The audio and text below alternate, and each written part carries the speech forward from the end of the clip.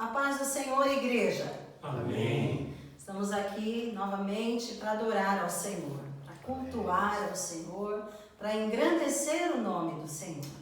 Porque apesar de situações difíceis, de momentos difíceis, nós cremos na bondade do Senhor, no amor do Senhor, no cuidado do Senhor para conosco. A palavra de Deus nos adverte e nos ensina que as misericórdias dele duram para sempre. Diz também que a cada manhã elas se renovam nas nossas vidas. Então, nesse dia, é um dia de alegria, de saber que o Senhor está conosco e que em nenhuma situação estamos desamparados. Aí onde você está, na sua casa, na sua sala, no seu quarto, na sua cozinha, junto ou não com a sua família, mas aí onde você está, creia, o Senhor está com você. A misericórdia dele se renovou na sua vida nesse dia.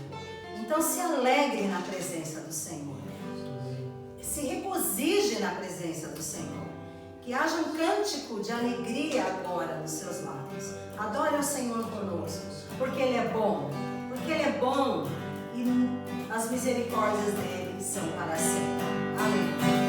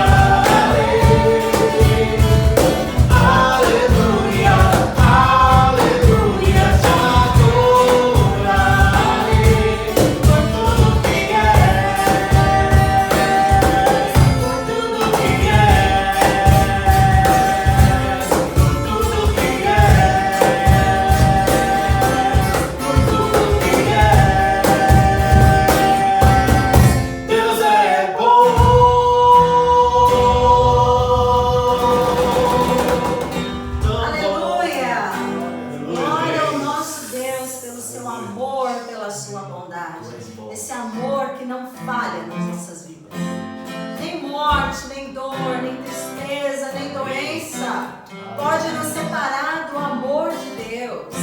Nada, nada pode nos separar.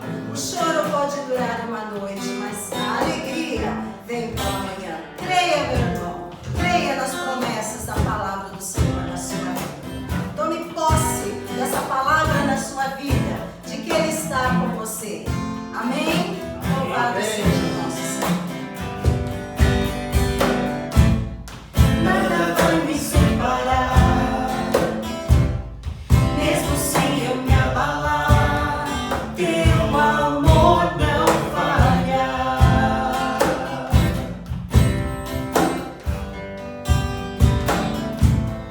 Mesmo sem merecer, tua graça se derrama sobre mim. Teu amor não falha. Ele é o mesmo ontem, hoje e para sempre. Tu és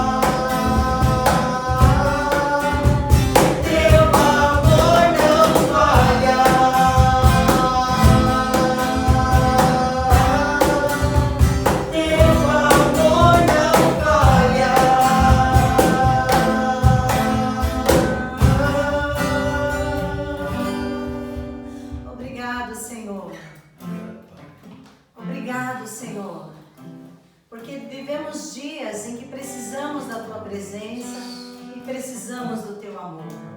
Por isso, Deus, recebe o nosso louvor, recebe a alegria do nosso coração, de saber que o Senhor está conosco e de que nada pode nos separar desta Tua companhia, deste Teu carinho, deste Teu cuidado. Cuida do Teu povo, Senhor. Alcança o Teu povo, ó Deus. Traz paz ao coração, traz confiança, traz esperança para dias melhores. Nós cremos, ó Deus, em dias melhores. Confiamos no Senhor. Alcança nosso país, alcança a nossa nação, alcança os outros países. Ó Pai, em nome de Jesus, nós cremos que o Senhor pode fazer todas as coisas e que nenhum mal chegará aos nossos lares, nenhum mal chegará ao lar, Senhor Deus, dos Teus servos. Cuida daqueles que estão doentes, restaura a sua saúde, Senhor. Cuida daqueles que não estão doentes, que eles permaneçam assim, ó Deus, protegidos pelo Senhor. Te louvamos, seja louvado, seja engrandecido, em nome de Jesus. Amém, Senhor.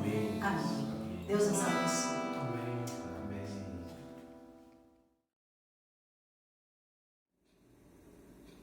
Uma boa noite a todos, graça e paz do nosso Senhor e Salvador Jesus Cristo seja sobre você que está nos ouvindo, nos assistindo, sobre a sua casa.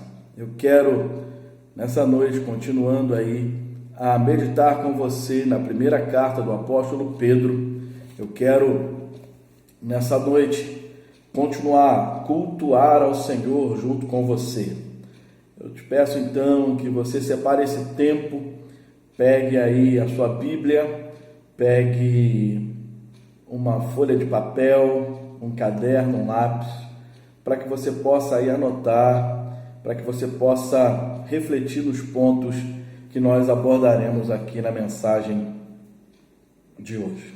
Quero te convidar então a abrir a sua Bíblia na primeira carta de Pedro, capítulo 1, versos 3 a 12, que diz assim: Bendito seja o Deus e Pai de nosso Senhor Jesus Cristo, que segundo a sua grande misericórdia nos regenerou para uma viva esperança, mediante a ressurreição de Jesus Cristo dentre os mortos, para uma herança que não pode ser destruída, que não fica manchada, que não murcha e que está reservada nos céus para vocês.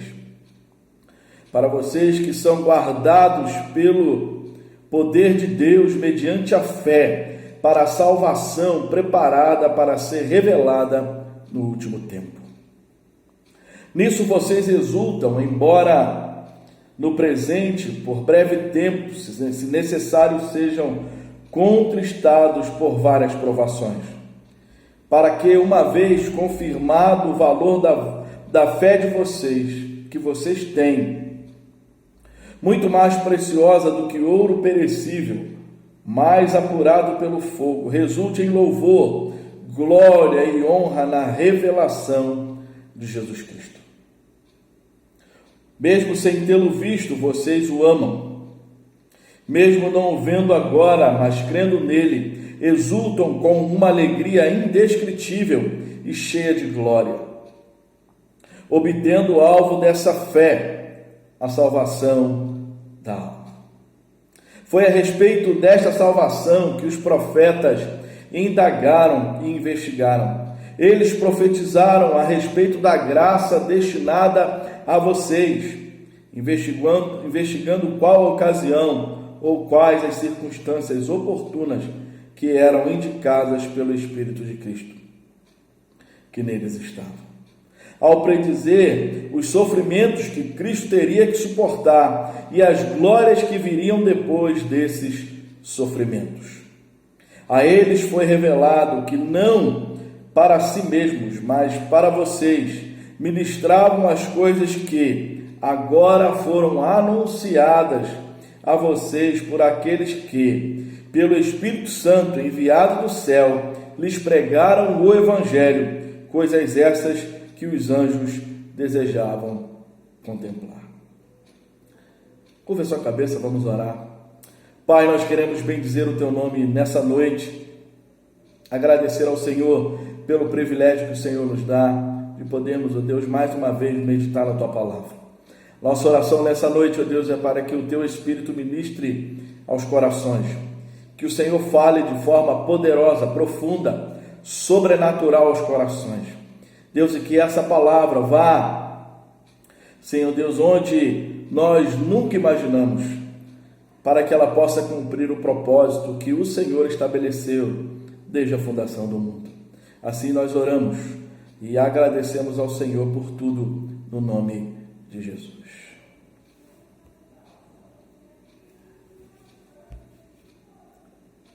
Como é possível ter esperança nesses dias que temos vivido? Você sabe qual o significado da palavra esperança? A palavra esperança vem do latim e significa esperare, sentimento que leva o homem a olhar para o futuro, considerando-o portador de condições melhores que lhe são oferecidas no presente, de tal sorte que a luta pela vida e pelos sofrimentos são enfrentados então como contingências passageiras na marcha para um fim de mais alto valor.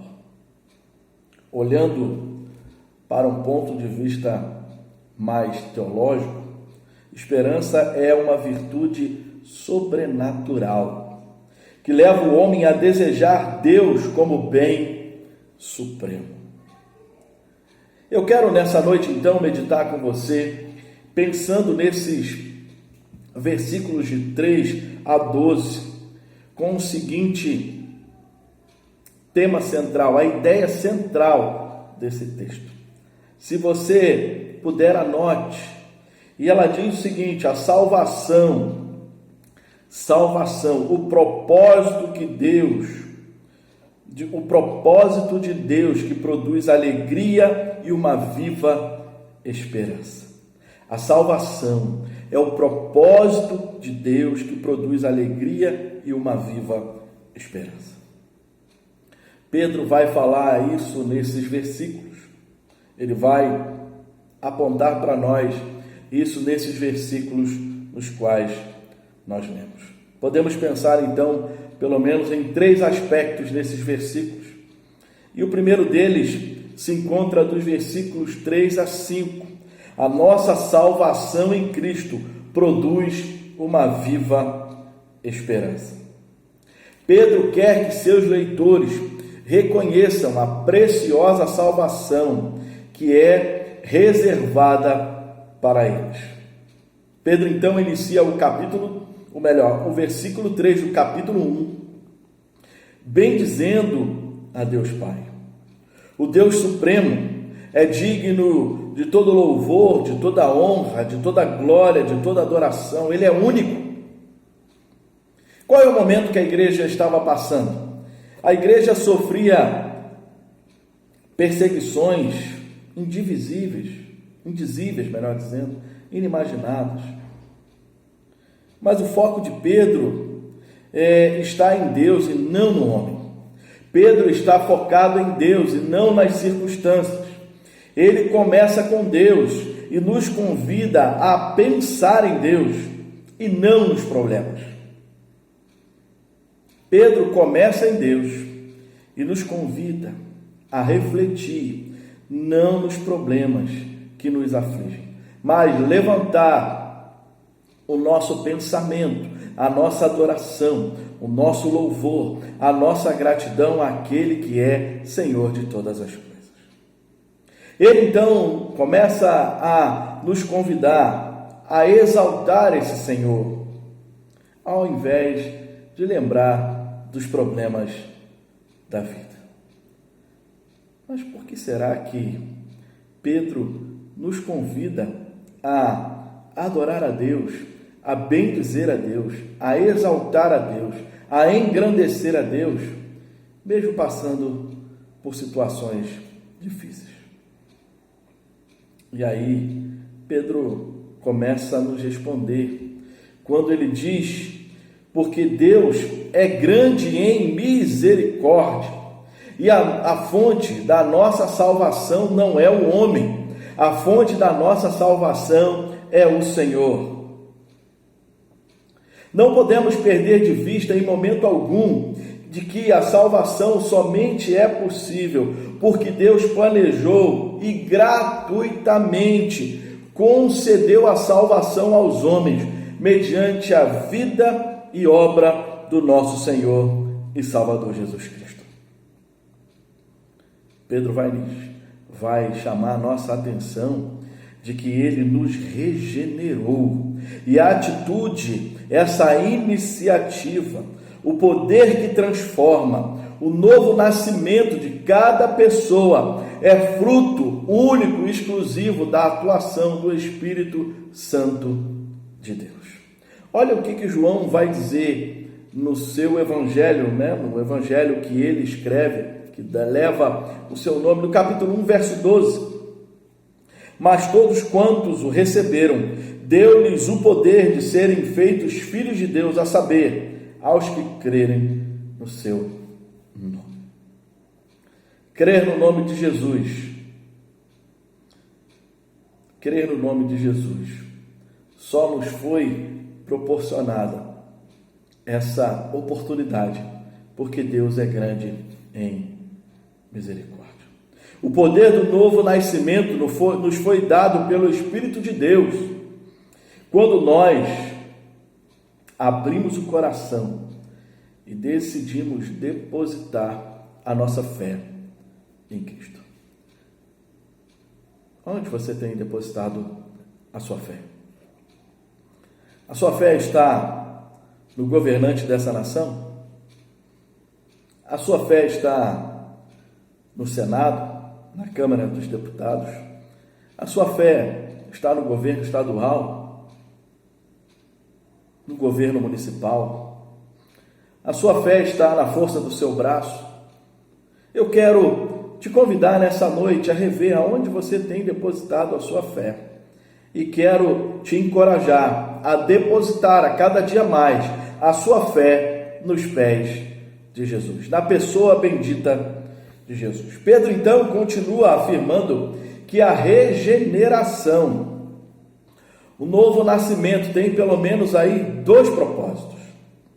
O primeiro propósito de Deus é que fomos regenerados para uma esperança viva, uma viva esperança, por meio único e exclusivo da ressurreição de Jesus Cristo dentre os mortos.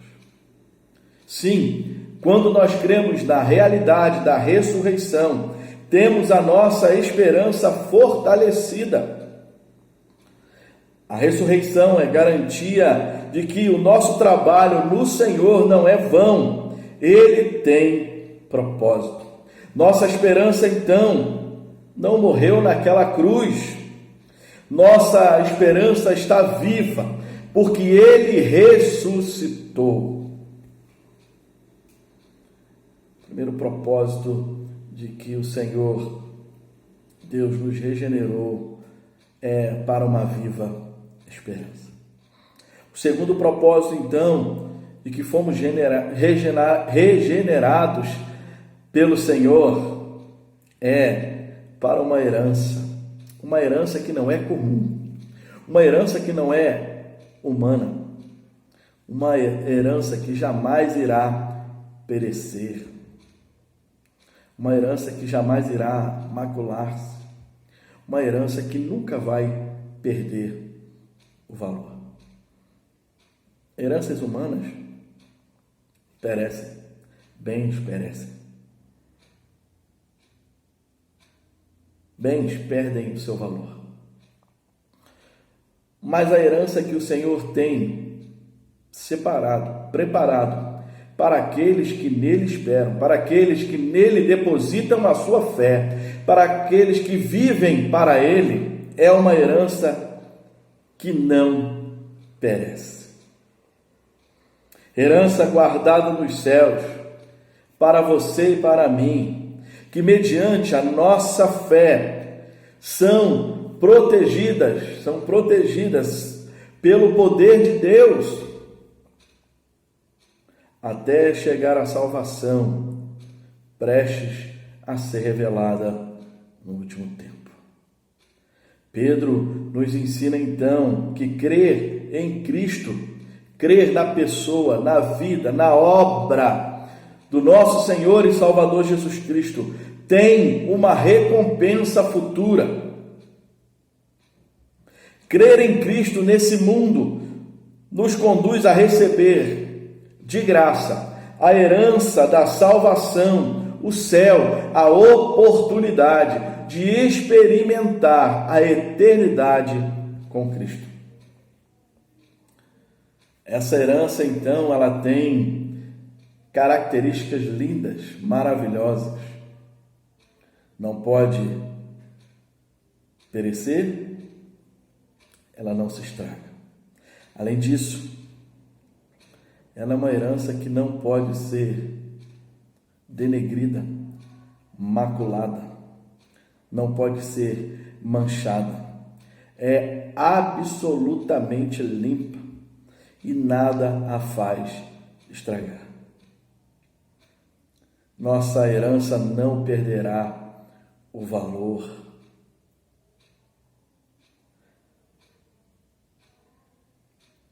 Pedro, em algumas versões, vai aparecer a palavra imarcessível, que significa inalterável. A nossa herança em Cristo Jesus não pode ser alterada. Lembra comigo que quando ele termina a sua obra na cruz, a sua obra de redenção, ele diz: está consumado. Uma obra que foi consumada e não pode ser alterada. Assim, é a herança eterna reservada para aquele que creu em Cristo como Salvador e Senhor da sua vida. Pedro, irmãos, continua afirmando que nossa herança está guardada. A salvação não se perde, porque foi Deus que garantiu isso. Ela está guardada para nós, os que, mediante a fé, são protegidos pelo poder de Deus, ou seja, a fé, a maneira que temos para tomarmos posse dessa herança. Se você hoje está ouvindo essa palavra e ainda não tem certeza dessa salvação, se você ainda não entregou sua vida para Jesus, eu quero te convidar então a depositar a sua esperança na pessoa de Jesus. A você que é a igreja, que já entregou a sua vida para Jesus, que vive momentos difíceis, momentos turbulentos, eu quero te encorajar a continuar a viver firme nessa fé, porque essa salvação ninguém pode roubar. Não importa, irmãos, a luta que enfrentemos nessa vida. Não importa quanta dor você tem sofrido ou quanto você está sofrendo. Pedro nos afirma que o Senhor cuida de nós. Que Ele tem preparado para nós uma habitação celestial. Ainda que você morra, ainda que eu morra, nós sabemos muito bem para onde nós vamos. Nós sabemos qual é o nosso destino. E isso por causa da vida e obra do nosso Senhor Jesus. A nossa salvação em Cristo, segundo ponto aí, ela mesmo em meio a provações, ela produz alegria. Pedro vai falar isso nos versículos 6 a 9. E aí eu quero ler esses versículos com vocês novamente. Nisso vocês exultam, embora no presente, por breve tempo, se necessário, sejam contristados por várias provações, para que, uma vez confirmado o valor da fé que vocês têm, muito mais preciosa do que o ouro perecível, mais apurado pelo fogo, resulte em louvor, glória e honra na revelação de Jesus Cristo. Mesmo sem tê-lo visto, vocês o amam. Mesmo não o vendo agora, mas crendo nele, exultam com uma alegria indescritível e cheia de glória, obtendo o alvo da vossa fé, a salvação da alma. Pedro, nesses versículos de 6 a 9, ele nos chama, ele convoca o povo de Deus à adoração, à exultação, à alegria. E o motivo é único: a nossa salvação está garantida. Nossa esperança está viva em Cristo Jesus. Mas a igreja sofria. As perseguições aumentavam. Crentes estavam sendo humilhados, perseguidos, maltratados, colocados em masmorras, sendo mortos, espancados. Mas como pode, diante de um cenário desse, Pedro falar de alegria? Como pode se ter alegria em momentos tão difíceis como esses? Pedro nos mostra um novo entendimento de nosso sofrimento, e esse novo sentimento, entendimento, melhor dizendo, eles são provas de que em Cristo todas as coisas são possíveis. No verso 6, Pedro comunica que ficaremos entristecidos temporariamente diante de todo tipo de provação. As provações vêm para o povo de Deus. E aí nós podemos olhar com uma ótica de que Deus está nos testando.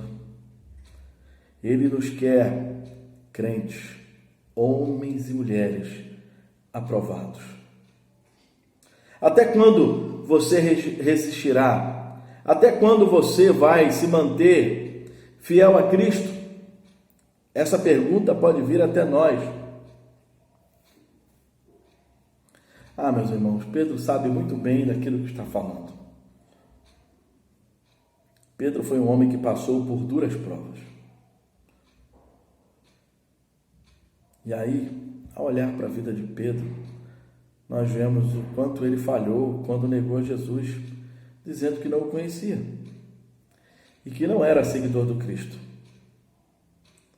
Justamente no momento em que Jesus foi preso e condenado, e logo em seguida levado à morte.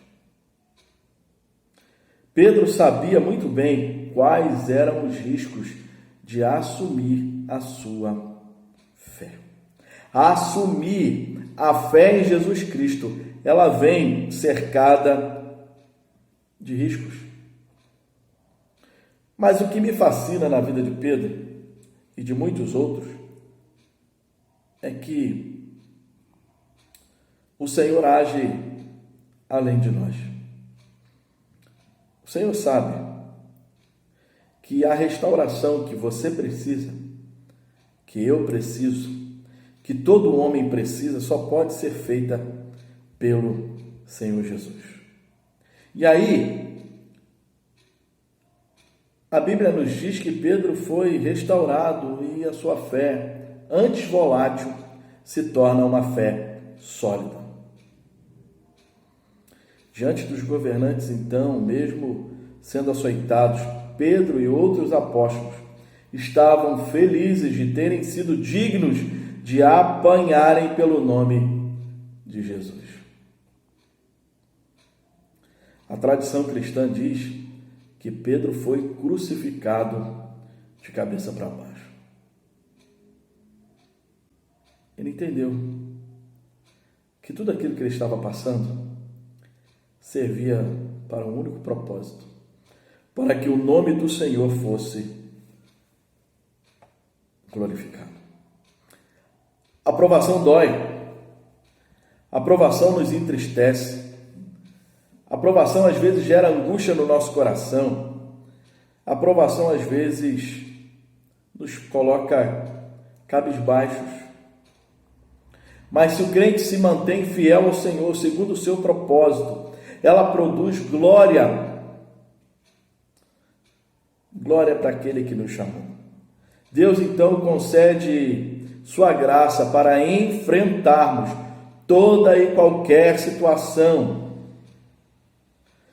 na promessa da verdade bíblica de que nada e ninguém poderá nos separar do amor de Deus que está em Cristo Jesus, nosso Senhor.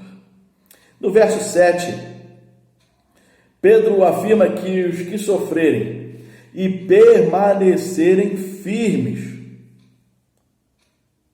possuem uma fé extremamente valiosa. E aí, a dor será transformada em louvor, glória e honra quando Cristo for revelado. Há momentos da nossa vida que a dor, ela é grande e ela é inevitável. Mas quando seguimos a Cristo de forma fiel, toda a causa da nossa dor, pela provação da fé, não o castigo do seu pecado. Você, se é crente em Cristo Jesus, vive uma vida piedosa, uma vida reta, uma vida íntegra diante do Senhor. Se você está passando por dificuldades, saiba que Deus está testando você. Saiba que Deus está em todo tempo cuidando de você. Saiba que mesmo em momentos de dor, Deus é aquele que está do seu lado. Deus não te abandona. Ainda que seu pai e sua mãe se esqueçam de você, Deus não se esquece. Deus não se esquece de nenhum dos seus filhos. Ame a Cristo, mesmo sem vê-lo. Ame-o, porque Ele ama você. Crê em Cristo. Ele se prometeu o presente: eis que estarei convosco todos os dias, até a consumação dos séculos. Alegre-se em Cristo. Paulo vai falar isso na sua carta aos Filipenses, capítulo 4, verso 4. Alegrem-se no Senhor, regozijai-vos, alegrem-se no Senhor. Mais uma vez vos digo, alegre-se. Como pode se alegrar em momentos difíceis?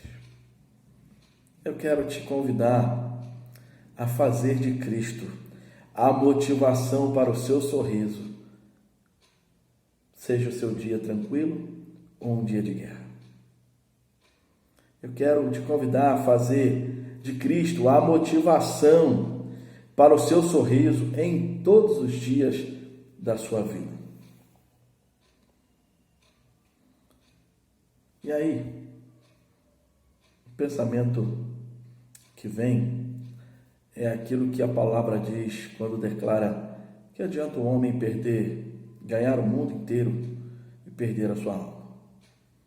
Então, ame Jesus, creia em Jesus, alegre-se em Jesus.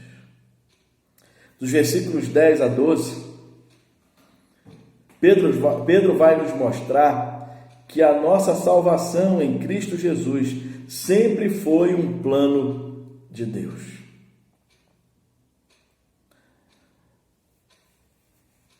Esses versos nos mostram que Deus planejou a nossa salvação, que Ele orquestrou a nossa salvação mediante a nossa fé em Cristo Jesus. A Bíblia vai nos dizer que Ele orquestrou, planejou, organizou tudo isso ainda na eternidade, antes que todo o mundo existisse. E aí Deus revela esse plano aos profetas do Antigo Testamento. Pedro aqui, ele está unindo tudo o que aconteceu no Antigo Testamento com o que está acontecendo agora no Novo, dizendo que Deus conduziu tudo para que você e eu, para que todo pecador fosse salvo por Jesus. Por todo pecador que reconhecesse a Jesus como o único e suficiente Salvador da sua vida, obtivesse perdão dos seus pecados mediante a vida e obra do nosso Senhor.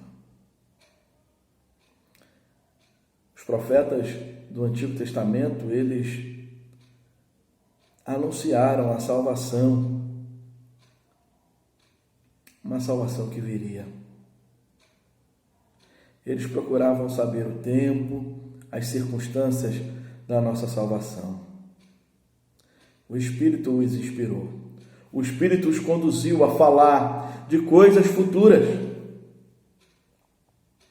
Os profetas predisseram os sofrimentos e a glória do Cristo, de modo que, quando ele veio, quem conhecesse de fato as Escrituras iam poder crer nele como Filho do Deus vivo, o nosso Salvador. Os profetas predisseram, então, falaram, pregaram uma salvação que viria depois da existência deles. O Evangelho, então, engloba a mensagem profética junto com o seu cumprimento. Aquilo que foi dito se cumpriu. Deus vela pela sua palavra e a faz cumprir. Concluindo, então, eu quero dizer para vocês que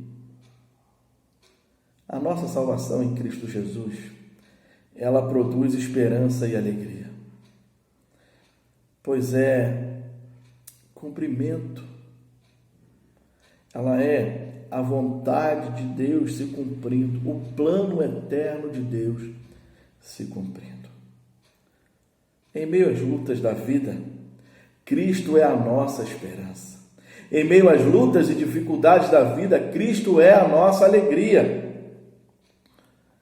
Quero deixar para você nessa noite: ame, creia, se alegre na presença de Jesus.